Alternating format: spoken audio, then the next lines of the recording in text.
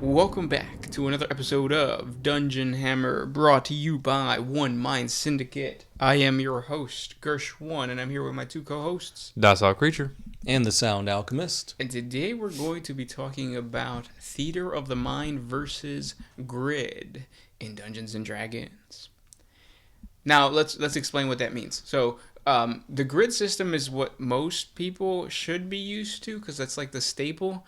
You have your 1 inch by 1 inch square grid, and that's how you role play battle most of the time, and how you would organize any type of setting within Dungeons and Dragons. The other option for you is, the other most popular option for you is just Theater of the Mind. Everything is done in your mind, and you're rolling, and the DM is kind of doing a little bit more work to keep track of everything.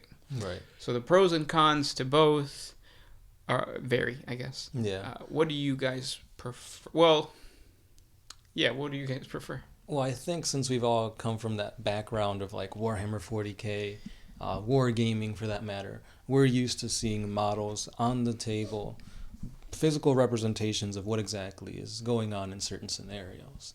So it's always, I wouldn't say always, it's better to see what's going on so that everybody has a grasp of the same image. So for example, if you say, I'm looking at this tree, everybody could be thinking of a tree. So for example, I could be thinking of a fern tree. You could be thinking of a lush weeping willow, while maybe Docile Creature is thinking of a dead tree in the middle of winter without any leaves. It's still correct. We're all still thinking of a tree, but that's not exactly what the DM would have been trying to convey. So since you've actually got a physical representation of that tree on the battlefield, now everybody's on the same page. Yeah. I'm going to try to play devil's advocate for a lot of this because I think we all kind of Have a bias. like grid. Yeah. We've all kind of, that's how we tend to play. So I want to try to play devil's advocate. In the instance of the tree, in most cases, I don't think it really matters what kind of tree that you imagine unless it's super important to the story. Yeah. But to kind of zoom out from that a little bit, I think it's valuable, or it still works, Theater of the Mind, if the DM is describing something and you're not, if you're all up in your head in your imagination, you're going to imagine, let's say I'm describing a scene. You're imagining how do I phrase this? Your best version of that scene. Mm-hmm. You're imagining your best version of the scene. The DM's imagining their best version of the scene. So it's going to be good. Do you understand what I'm saying? I think what you're saying is like it's easier for the DM to do Theater of the Mind because you pass over the imagination of, or the description of whatever that you're trying to describe over to the player, and the player is always going to picture, like you said, the best version of whatever it is that you're describing. So I get what you're saying, but a counter to that is the fact that so much detail can be lost by doing Theater of the Mind, whereas if you have an actual model, it's very descriptive, because there's a lot of situations within Dungeons & Dragons. If you're describing something, if you're taking the time in the session to describe a certain thing, either the DM is going to be really, really specific about the description of the tree because there's a gimmick to it, or the description is going to be pretty bad, and some of the players are going to miss out because, like the Sound Alchemist was saying, they pictured a different tree. So then later on, when it turns out it turns out that there was a man hiding in that tree, and you guys didn't know. And it's like, well, I pictured a barren tree. I pictured a tree with like very little leaves, and because I almost feel like, yes, I think it might seem more easy for a DM to just have the player think of whatever tree they want to think of.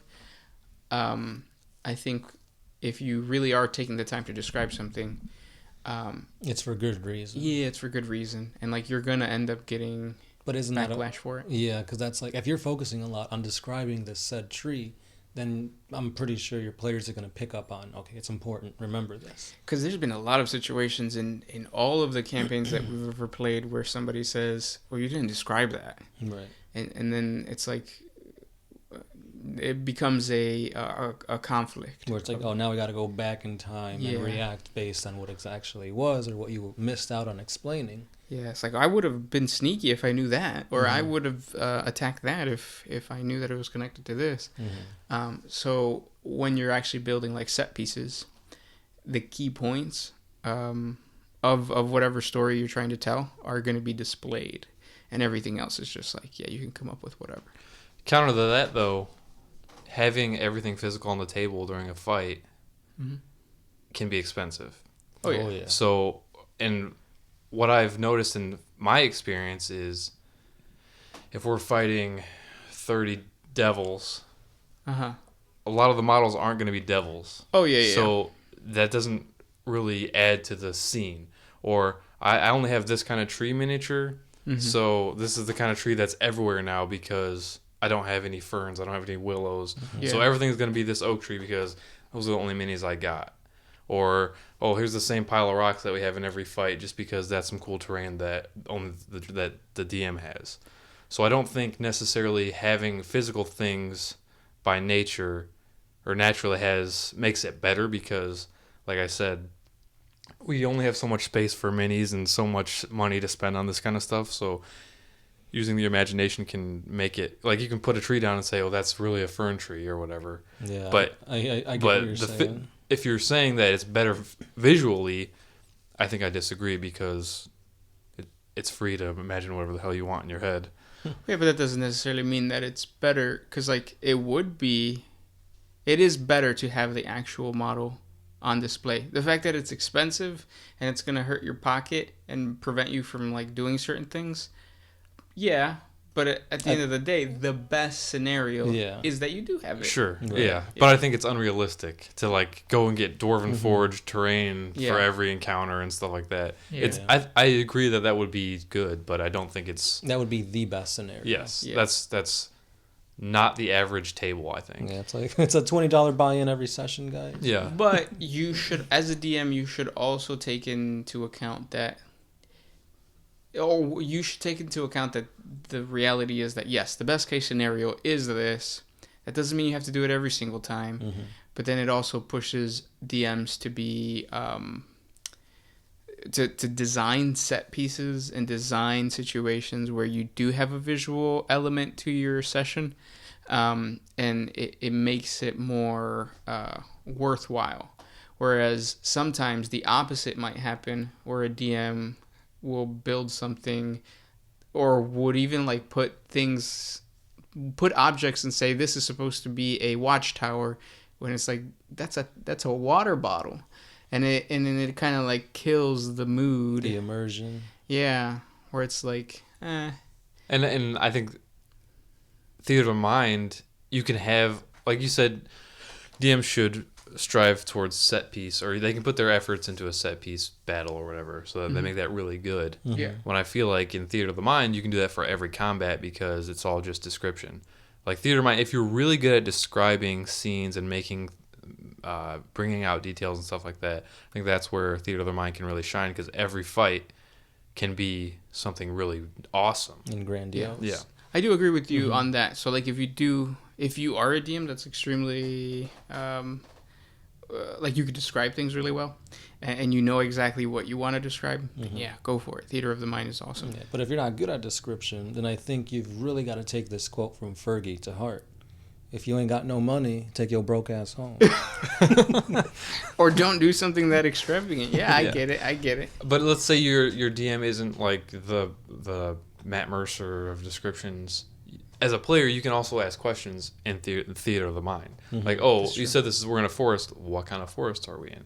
That before you make assumptions, like, oh, I thought this was a barren tree. So how can somebody be hiding in it? Just say what kind of trees are around.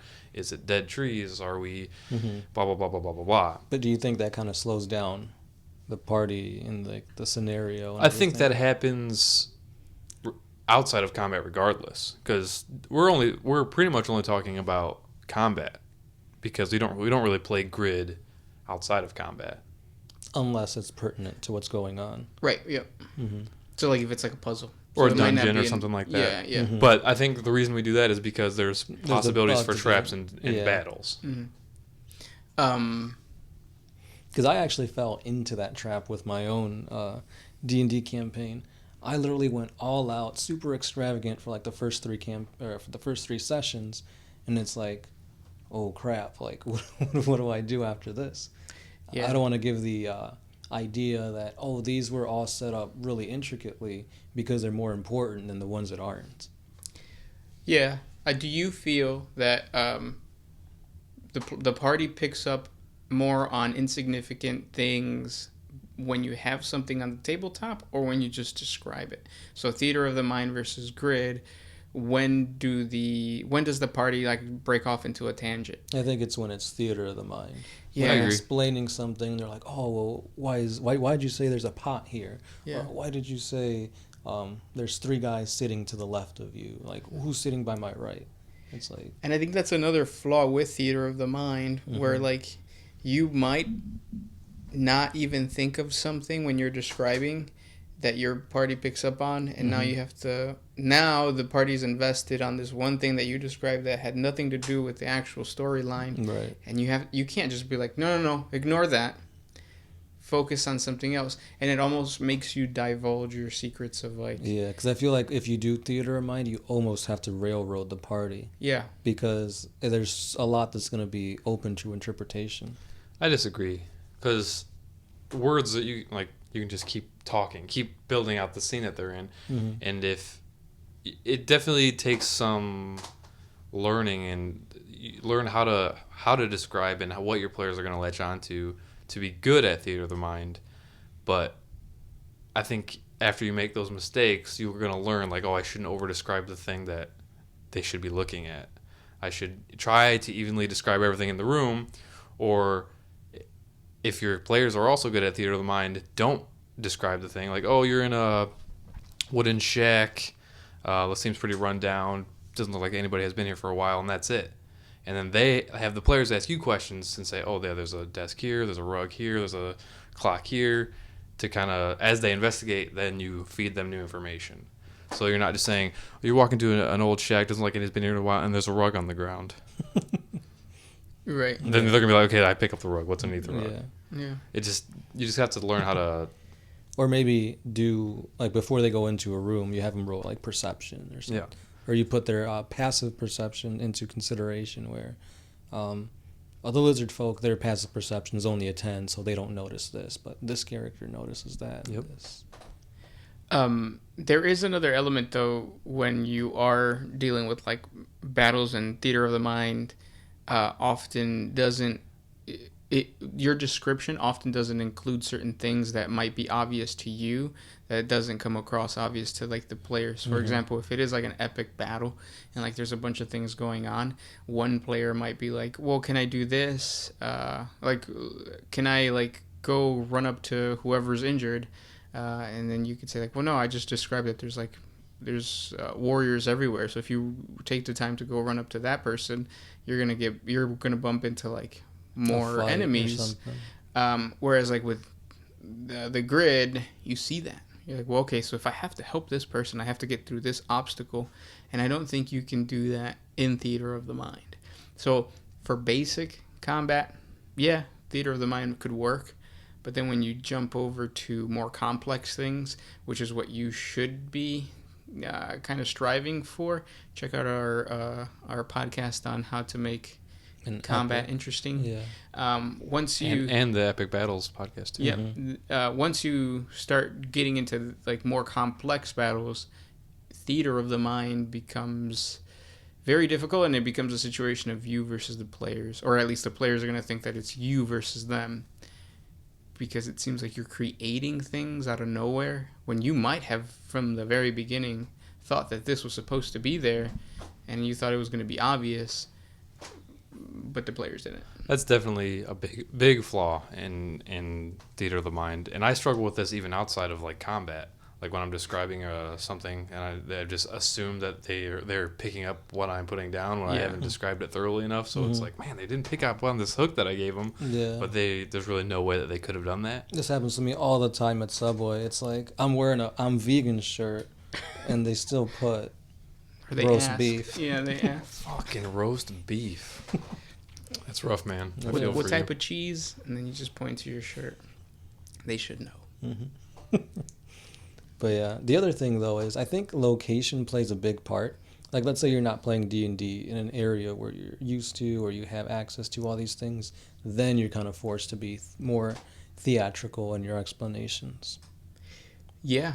So like even if you're in a situation where like your group is meeting, like like you said, meeting in a place where you don't normally meet, you will have to have theater of the mind if you don't have access to a grid.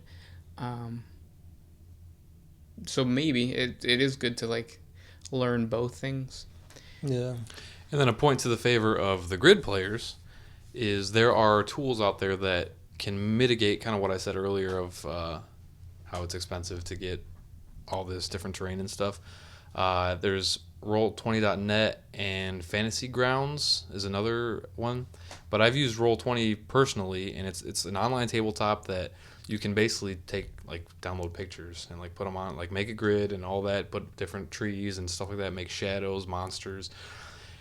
In that case, it's really good to have the grid because it's kind of free, quote unquote free. I think there is a small price to get certain things, but you can put whatever you want on the board, and you can even do lighting effects so there's shadow where it should be and darkness blocking certain things, and it's really nice. If you're dead set on, it's really good for the, like you said, if you can't meet at maybe somebody who lives in Florida or whatever, and still want to play online. I definitely recommend giving those a shot because it's probably the best grid play that I've ever had because you can actually see everything. You can measure things out. You can actually put whatever you want, buildings and trees and monsters on the map, and you can actually see it, and it's nice. And you can put music in the background. It's D&D via Skype. that's Or FaceTime. literally what we did. Yeah. It would be really nice though if you are a DM and you're new to this to master both sides of this. Obviously, role playing wise, theater of the mind works perfectly fine. Once you get into complex combat, having a grid system. So, what should you guys, or what kind of advice would you guys give to somebody who's going to try theater of the mind, other than your basic of be descriptive? Yeah, besides being descriptive, I think you have to be open to criticism. Don't take things too personally because the way, we've said this whole time, the way you think of something may not be the way your party thinks of something else. So don't take it as a personal attack if they're like, well, you didn't say this or you're doing this wrong. That's not how this is supposed to work. But also as a player, you got to be lenient too, and don't Yeah. come at your DM as hard because it's theater of the mind. Right. Because I feel like with us specifically, because we're all in the same campaign, we get to a certain point where it's like, oh, can you draw this out for us? Or this would make more sense if you put a barrier or something more visual. Yeah. Because I notice that does come up a little often with us. Yeah, I think my advice for somebody who's going towards theater of the mind would be to kind of what we were saying, mask certain key elements by just adding more description than you actually need. And if your players go on a tangent, be ready to twist the scenario back to what you were trying to get at. So, for example, if they're trying to explore a room and you had something hidden underneath the bed, you don't necessarily, like you said, don't let them know that there's something underneath the bed, but maybe just explain oh, there's a bed. It seems like there's no bottom. There's a what do you call it? A bookcase. There's no bottom to the bookcase either, and then just have them explore the room. And if they don't get to the bottom of the bed, have something that you can throw at them to lead them that way if they really are kind of at a loss.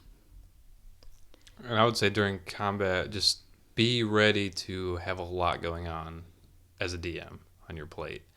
because you're kind of going to be the one that knows where everybody's at definitively, where all the enemies are at, and you're going to be kind of maneuvering them in your head Right. or on paper, whatever you have to do, and also tell the players what's going on as well. So if somebody, how far away am I at the goblin? 20 feet.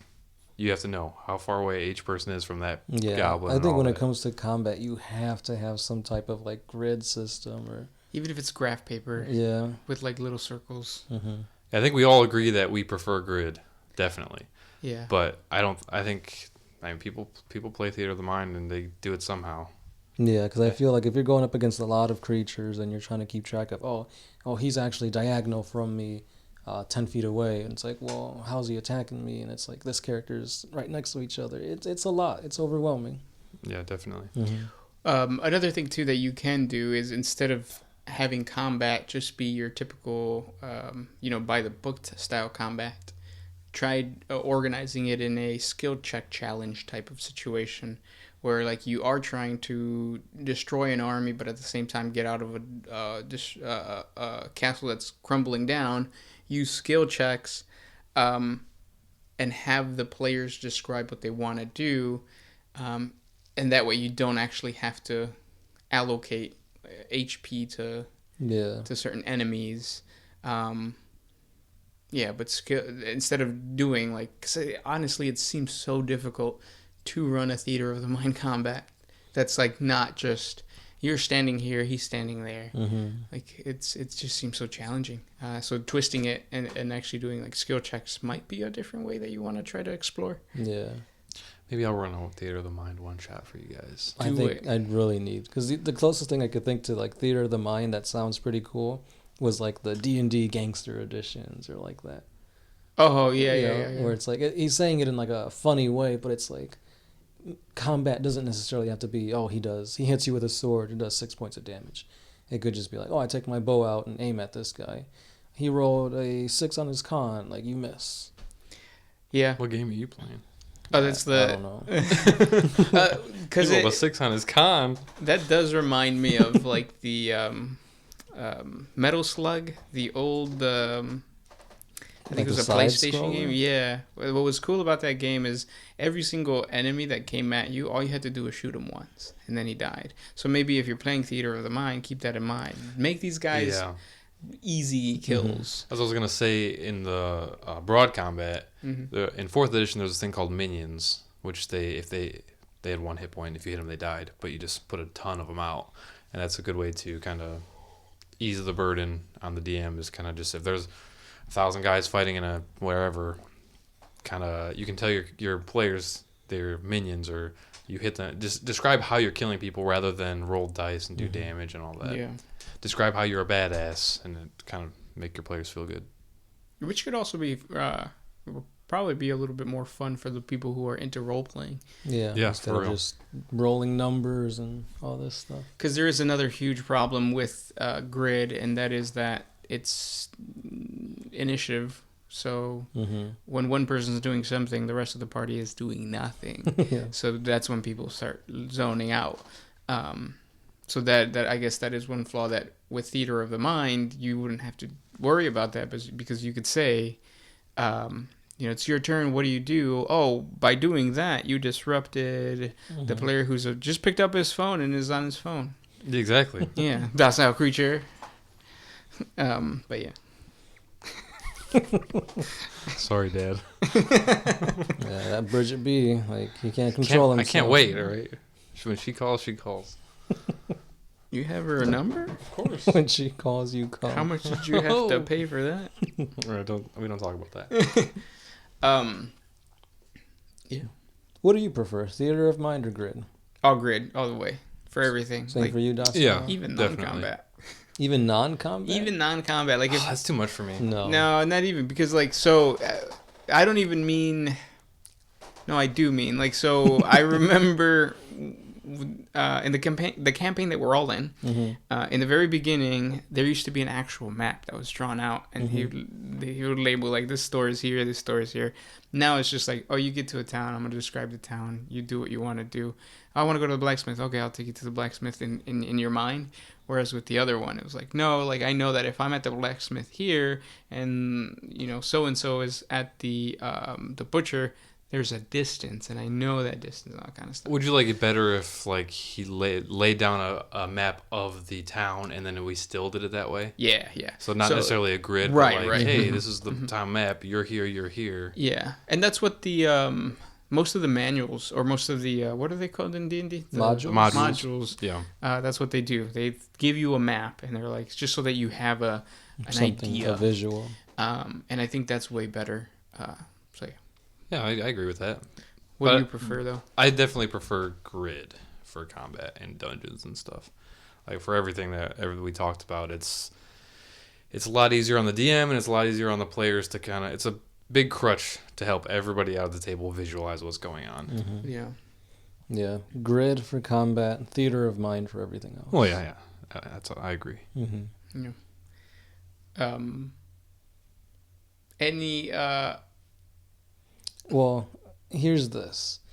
Is it possible to combine the two where you get grid, but it's very descriptive? Or do you think that's just too much?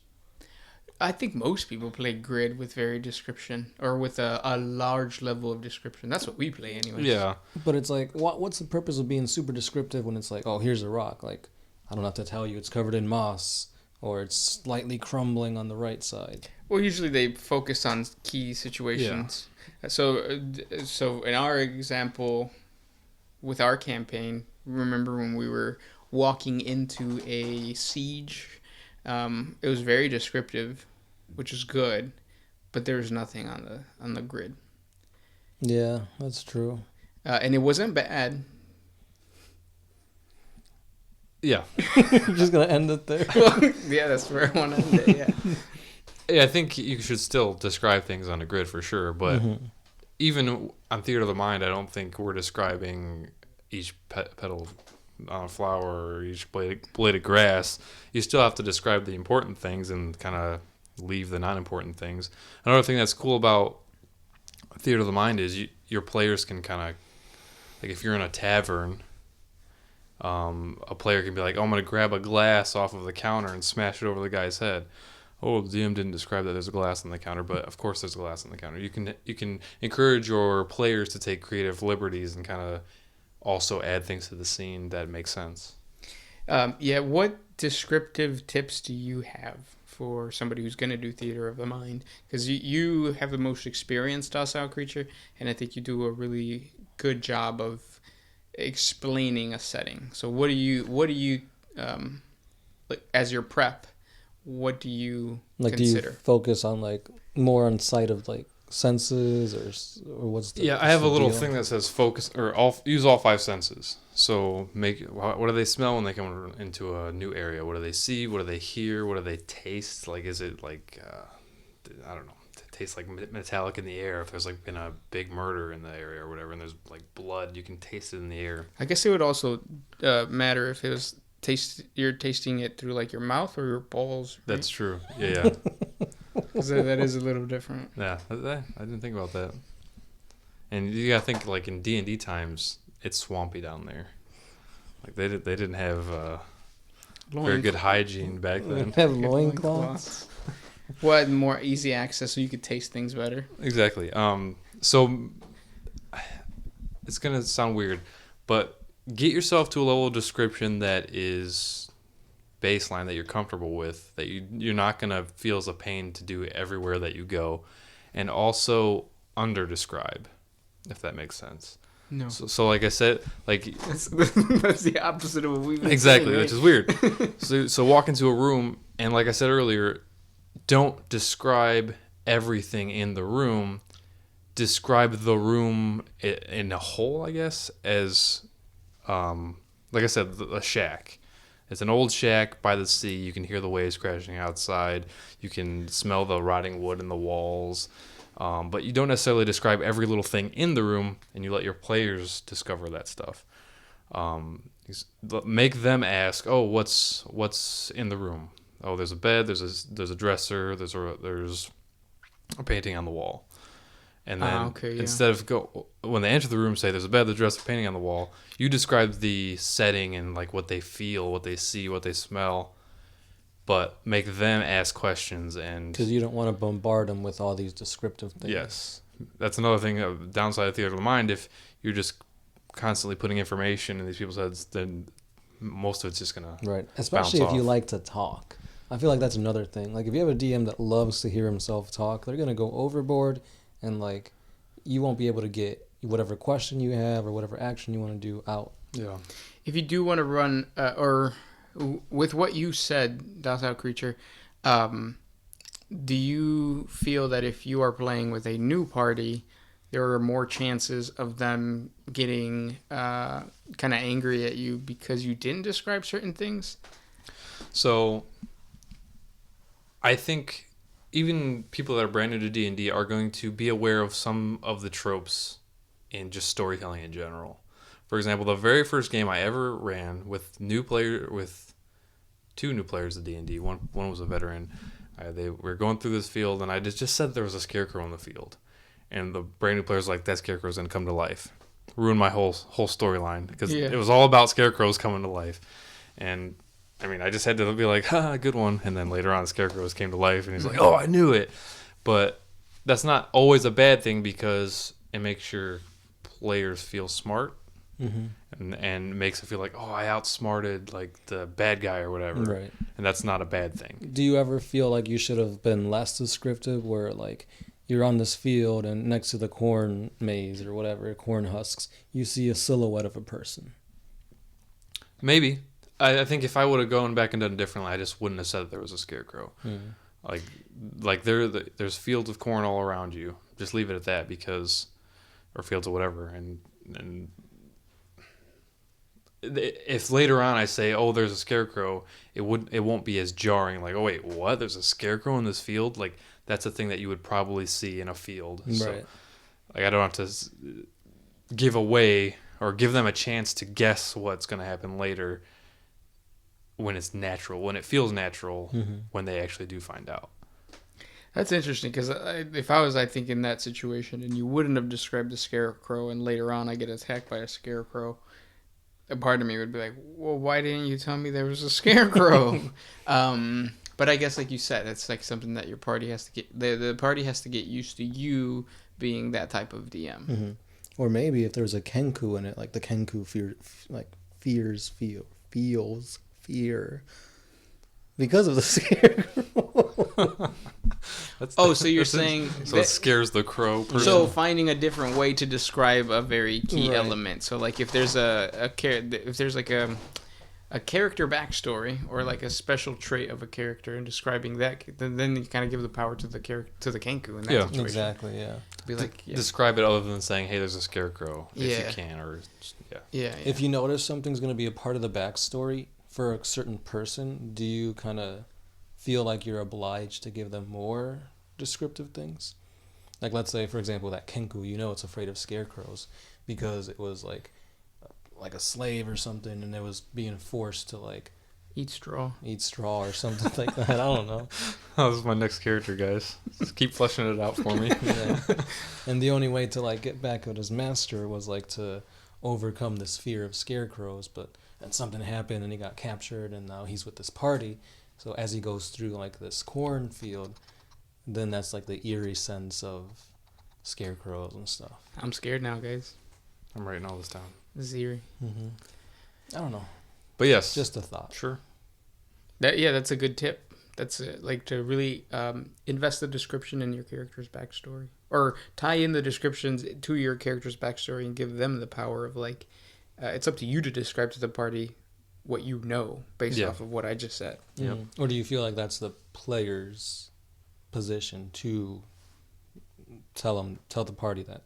Well, yeah, you're handing it off to the player. Yeah, I think it can go either way. Mm-hmm. Either the DM kind of like nods to the player, or the player just takes on their own and starts describing things. Yeah, I guess. Like if your person's afraid to like swim or they don't know how to swim, they're afraid of water, then like is it like do you tell them, "Oh, this person feels uneasy on the boat," or is it just like you're free to describe it? As a rule of thumb, I try not to tell characters Players. how their characters are feeling. Like let the players dictate how their characters are feeling. Like, oh, you see a T-Rex, you guys all feel scared. Unless there's a literal mechanic that frightens them, I'm not going to be like, oh, you guys are scared now. Like your characters are pissing themselves. Let the players kind of decide that on their own. Mm. I do think that theater of the mind will come in handy in a combat scenario that might be super complex to the point where like you're dealing with like alternate dimensions. I have for a while thought up it would be really cool to create a box with two sides that are missing for you to stick your hands in or whatever, and each side of the box. So it would be 1, 2, 3, 4. Yeah, 4 sides of the box, and each one of them would have a grid. And based on a certain situation, the box would flip, and everybody would get pushed over to like the edge of like the next box that's on the other side, and that's supposed to represent like a new dimension. And it seems that on a grid surface, it's a little too complicated to actually pull off. Yeah. Because then you have to worry about things rolling off and things breaking and all that kind of stuff. Whereas if you were doing it in the theater of the mind, you could just be like, somebody pulled a lever and all of a sudden you find yourself in a completely different dimension, the dimension of fire. Yeah, what comes to mind is kind of like the Guardians of the Galaxy 2, when they're like warping through Jumping. all those dimensions, like have a round of combat Yeah. in each of these dimensions. Yeah. Or the new Star Wars movie when they're Going light speed through- jumping yeah. through all these different cool pieces. Like you can have a bunch of different set pieces for this combat. Every round is in somewhere new and exciting. Yeah, that also kind of hinders the grid system where you gotta like change the terrain out whenever Yeah. they go to a new area. Definitely. Yeah. So I guess there's positives to both, and both of them, it doesn't necessarily just have to be like simple combat, but even like complicated combat might be better to do it in a. The way I kind of think about it is like grid combat is what's the name?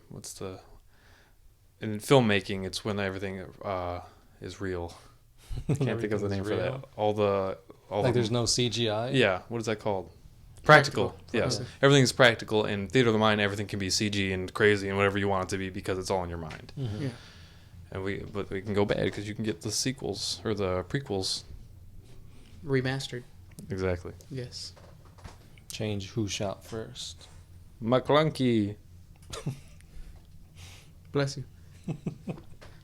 But yeah, Comment down in the comment section below. Let us know who you or which one of us did a better job today. Who's the best person on the podcast?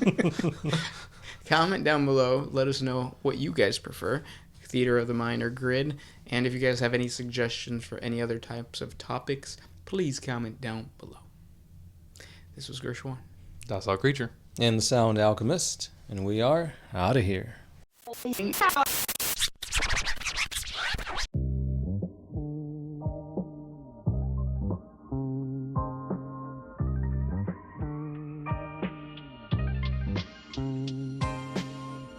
Always used to put my freedom first in any situation. I knew I never